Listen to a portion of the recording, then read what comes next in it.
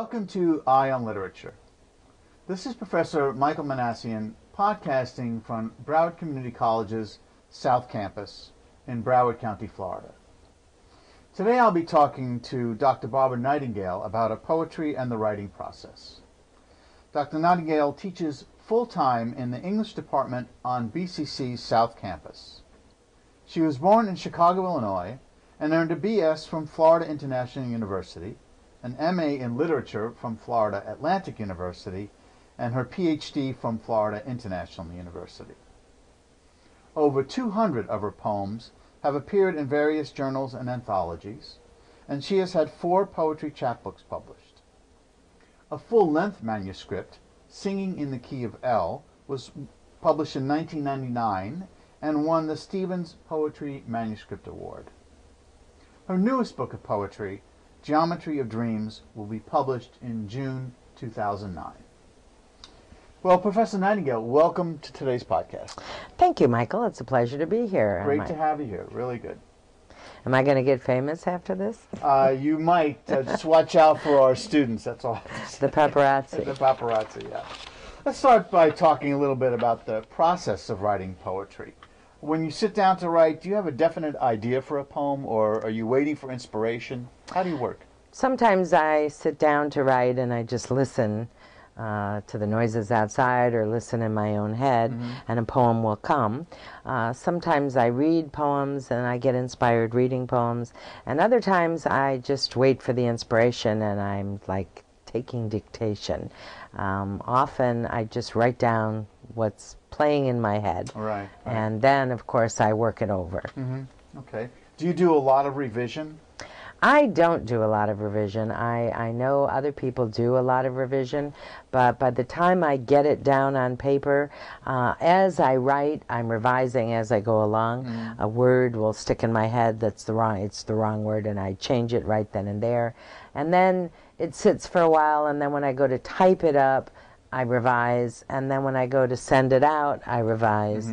But I probably only do maybe 5 drafts. Really? Okay.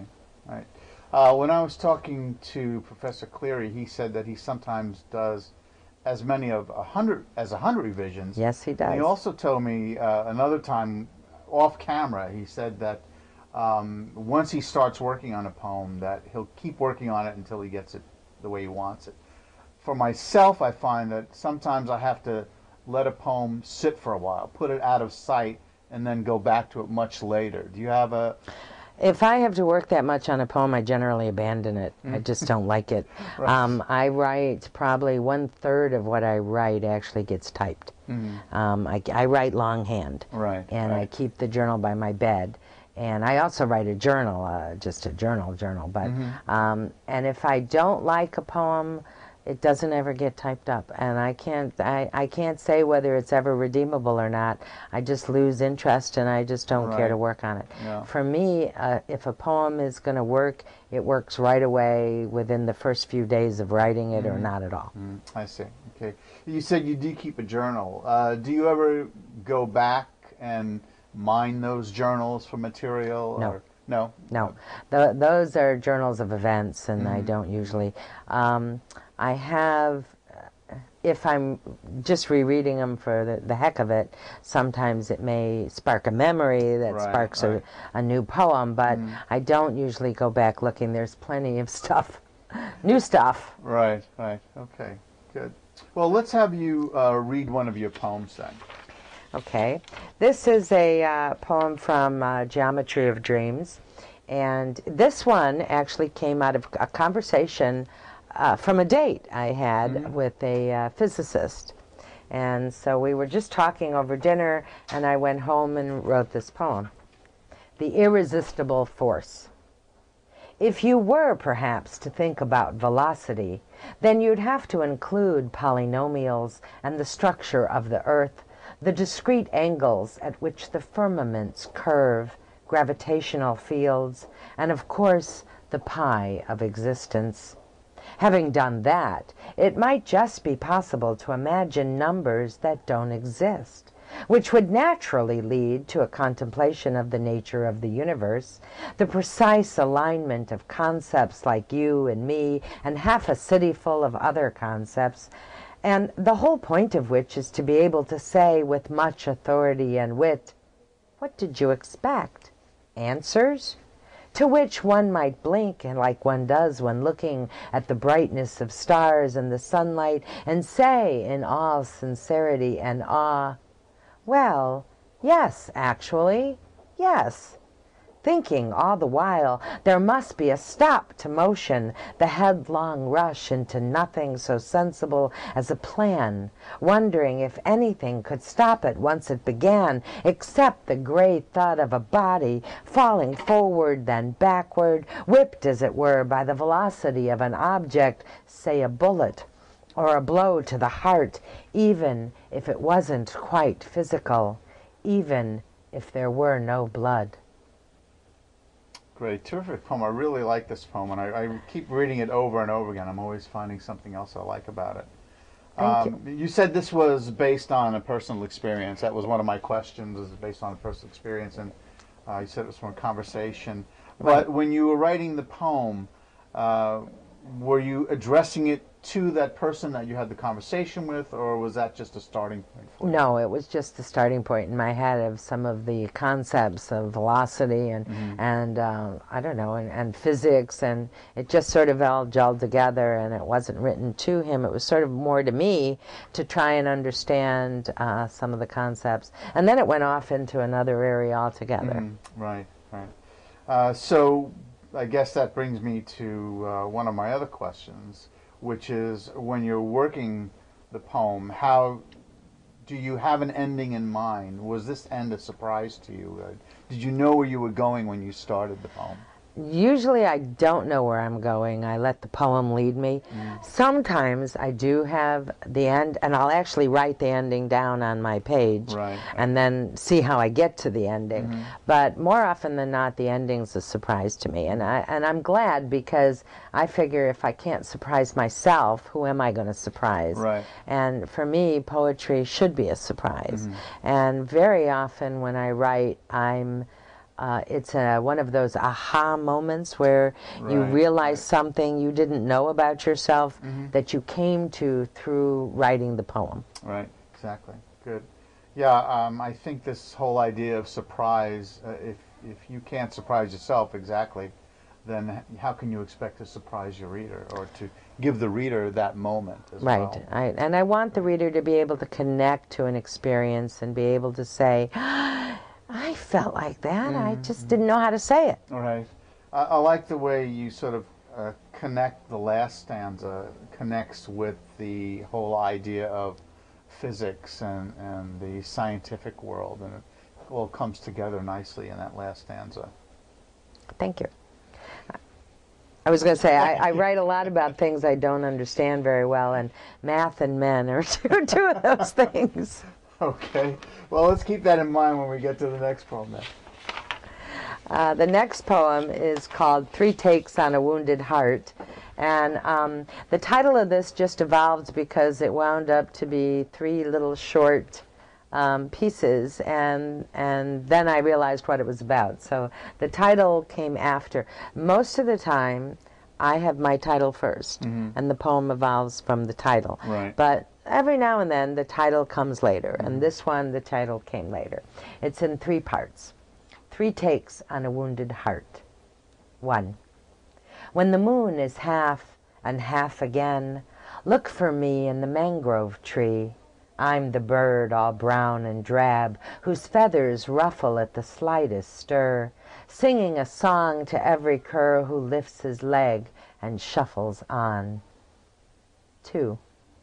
You give me words, Lapham, Lowell, Solomon, spells for banishing demons, instruct me in their use. The trick, you say, is in the sounds. But where, I ask, are these from? The Book of Shadows, you say, then disappear. Yiskadal v'yiskadash. 3. Now the moon's about to rise, full and golden in the dark. There are lovers leaning in the park, inhaling jasmine and lilac, sighing softly as bees. But you are lost and alone, your path obscured by trees. Where am I, you moan, too blind to see the leaves, the silver light along the eaves. Good. Thank you. Great. I like the rhyme that you use in this poem as well. In the second stanza, I'm not going to try to pronounce these words. The three words used in that second line. What's the significance of those words? They're made up words, pretty much. I had a conversation with a friend about the witches cult, and so I went online and I looked up spells and I looked up Wicket. No, I can't remember. I can't remember what it is. Well. And I keep thinking of the play Wicked. And I just sort of culled some words out that sounded spell-like, and I just used them in there. But the last lines are actually Yiddish, and they're the prayers for the dead. And I thought they were sufficiently mystical sounding that I used them in the poem. Okay, yeah, I was looking at those words. I wasn't sure if they were Hebrew or Yiddish.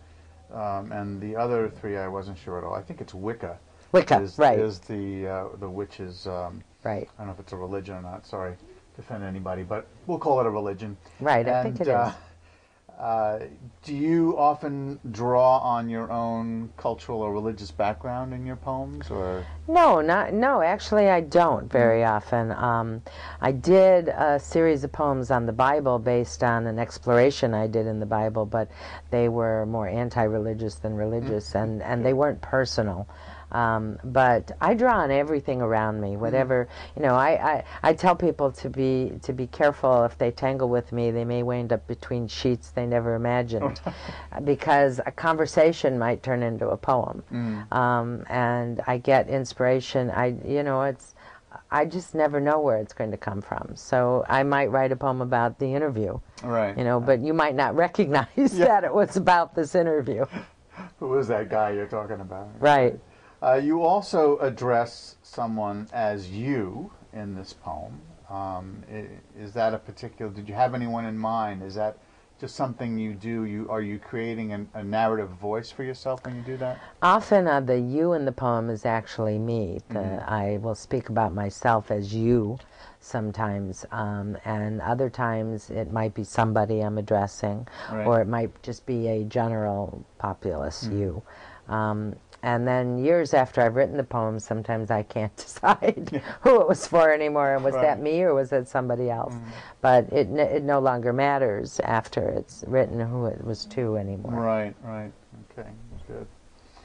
There's some really nice metaphor. I like this sighing softly as bees that keeps coming back in my mind. Thank you. Bees.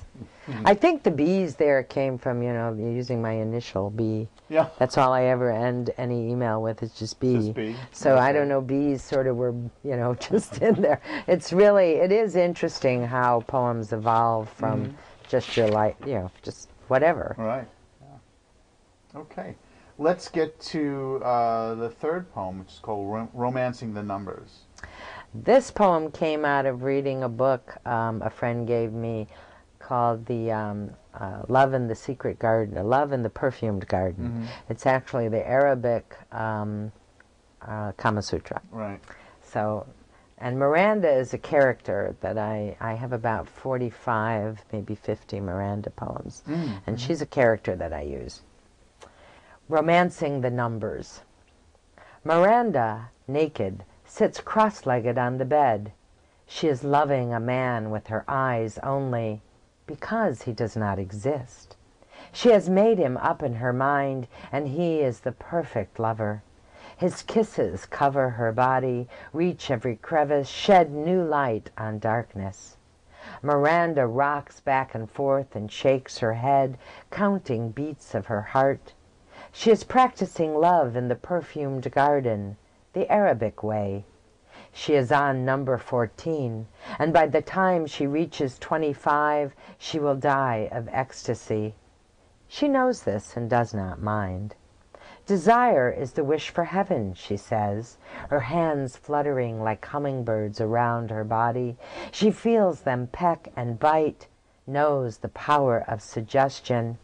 What, after all, is reality but a different spatial plane, a riddle we move to, traveling in circles? It is not the answer, she thinks, that binds us. It is the question unasked, the one where purpose is not a definition, but an adventure yet to be had. Miranda sighs, lies down and closes her eyes. Her lover sleeps, then brings her gently to 15. Nice little poem here. Thank you. When you were writing this, now you talk about the number 14 in the second stanza. Were you already at the end of the poem? Did you know where you were going with this poem, for example? I don't think so. I think 15 just was a good number to end on. I'm not sure why. I think there are 100 and something numbers, so it just seemed, I don't know why. It might have been the 14th of the day of the month that I Right. So it was I definitely, but you had a number in mind, or you were going to end with some number. knew I was going to end with a number. Right. Okay, right. But it's still, I think, a surprise to the reader when you get there. I was still, I didn't know exactly where you were going in the poem, which I think is a good thing. I don't think I knew where I was going, except that I knew I was going to end on a number. And again, the numbers fascinate me, and so I liked playing with these numbers. You said that you've used the character Miranda, or at least the name Miranda, in other poems.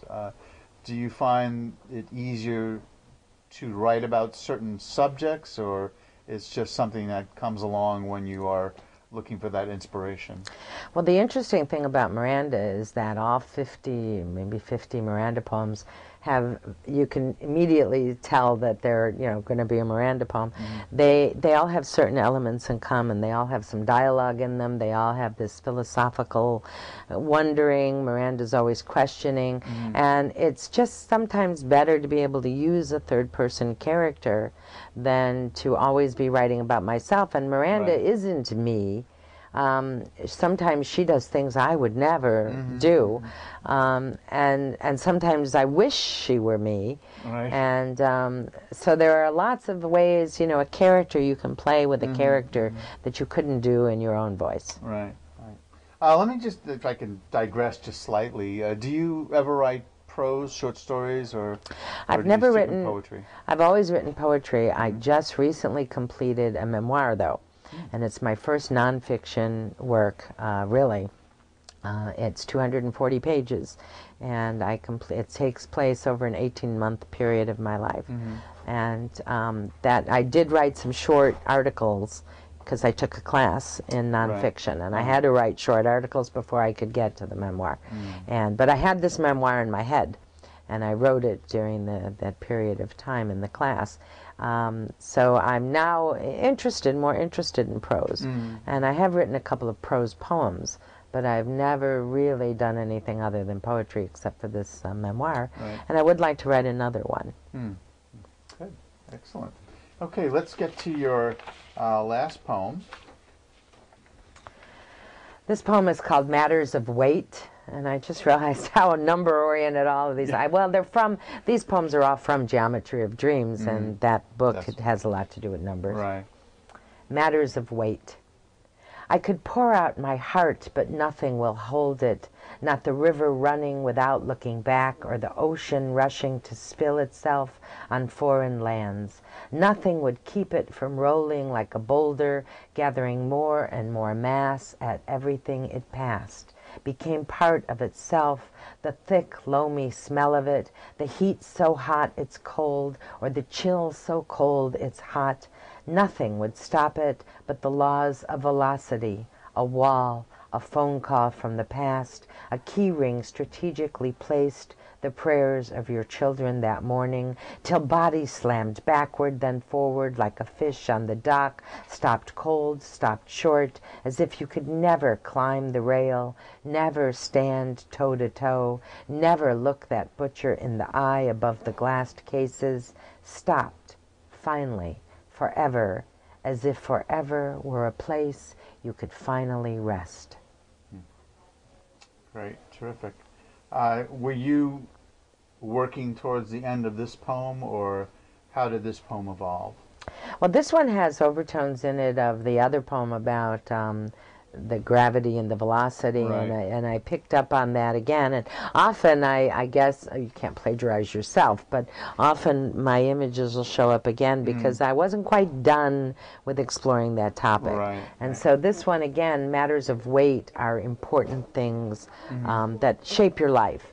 And so, no, I think, again, the ending just was the rest point, the stopping. It was all of this stuff that goes on in your life, and then finally you come to a point where you can stop and take a breath. And that's just, the poem just sort of went until it stopped. And in the poem there are pieces, the butcher glass, that was a part from my childhood where I could chart my growing up from when I went to the butcher shop for my parents, and he had to stoop to look through the glass at me, until one day I just noticed I was eye to eye with him.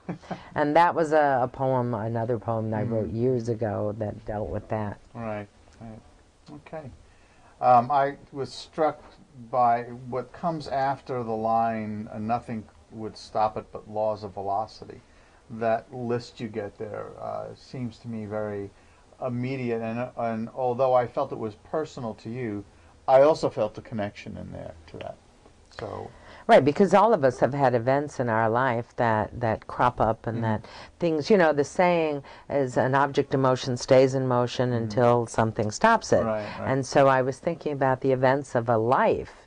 They just keep going until something stops it. And that this, were events that suddenly just pull themselves up in front of you, and you have to stop your headlong rush and sort of look at them. Right. And I think that happens to everybody. Yeah, I think that's a good lesson for our students too, because my creative writing students sometimes ask me, well, what do I write about, or where do I get my ideas? And that, life.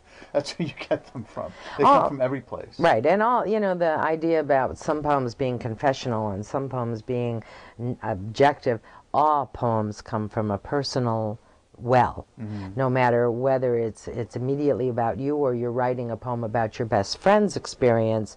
It's still your personal view of it. Right. Even if you're only writing about a tree, it's your personal view of the tree and how the tree relates to you. So all poems are personal, and they just come from somewhere deep within us, that and it defines the universe for us.